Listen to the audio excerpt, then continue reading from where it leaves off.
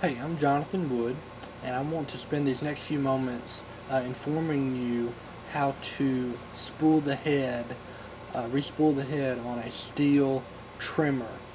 Now, Stihl offers a commercial trimmer and a consumer trimmer, and we're going to go over both of those in a little bit. But people like to purchase Stihl trimmers because of their durability. And in these next few moments, I want to share with you why it's important to know this. I want to show you who the target market is on this topic and why people are uninformed about this regular maintenance that has to be performed on these products. First, I want to talk about consumers. Consumers invest in products such as Stihl to maintain their home or their properties. If they have a farm, if you have a fence with horses, they like to trim around the fence post, and people want to invest in a trimmer that's good and durable for that. Um, According to Consumer Reports, the average price for a gas-powered consumer trimmer is $150. And that may feel a little steep. Some are lower, some are higher, but the average price is about $150 for a gas-powered one. People like Stihl trimmers and Stihl heads because of the commercial grade of the machine, the shaft, the gearbox, the motor. They offer more of a durable um, feel for trimmers. Some people like to buy, you know, some people are looking for the long-term investment rather than buying several uh, cheaper models of a trimmer. They want to buy a long-term investment. They want to buy a Stihl product so that uh, they really in the long run it's cheaper for them. Instead of buying several things over a period of time, they buy one good thing and keep it for a while and maintain it. And consumers are oftentimes uninformed about respooling the trimmers. One, because according to Jack Peak Sales, dealers do not demonstrate the product firsthand when the machine is purchased. When customers come into a private dealer who sells a Stihl product, the dealer does not take the time to either take it out of the box, gas it up, and show them how to run it and or re-spool the head. Um, some people just forget. Some people they just don't do it. They just don't offer that service. But we find that is a very important service to offer because people need to know if they're going to spend that much money on that. They need to know. Also, for the average Joe, that spool can be confusing. If you look at it, like you see it right here, it has a double layer system here, and people get a bit confused on that, and I want to go over it in a minute. But people get confused on that, and it's an issue.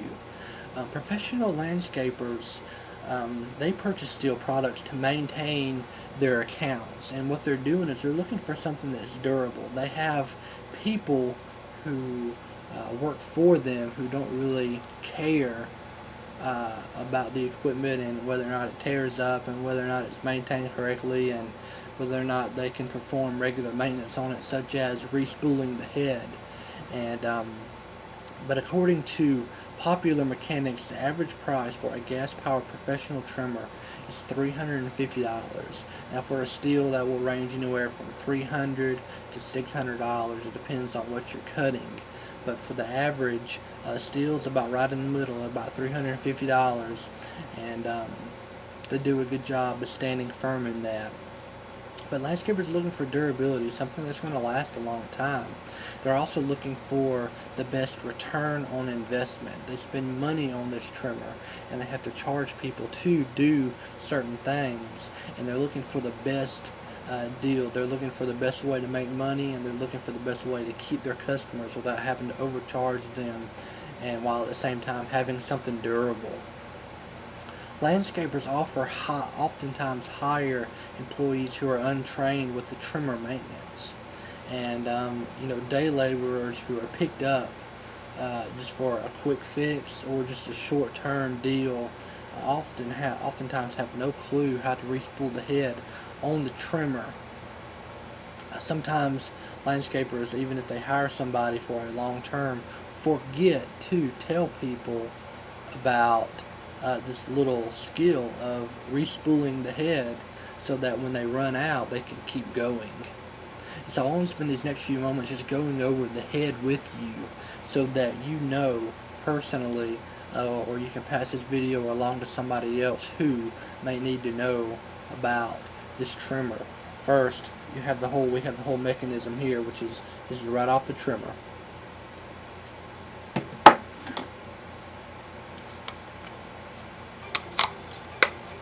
This is the head right here. As you can see, there's a hole right here, and this is where the bump head goes, right here in this hole.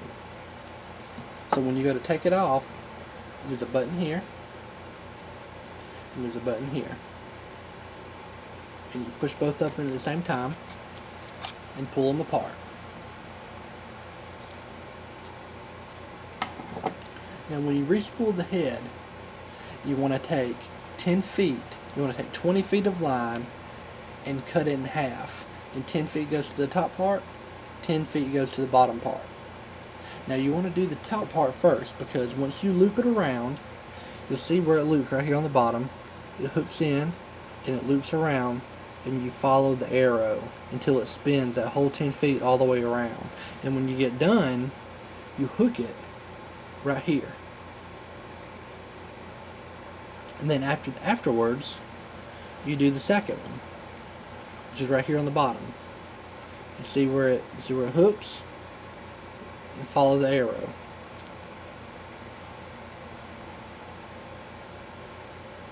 Wind it all the way around until it clips here. Now, you do the top part first because you have to clip it right here. If you did the bottom part first and then clipped it here and then tried to do the top part, you would wrap it around it and it wouldn't work. And so once these are clipped up in that position, take your head, then you match it up with the eyelets right here, and it's spring loaded, so that way the strings matched up with the eyelets. You can guide it in the eyelets, then put your head back on.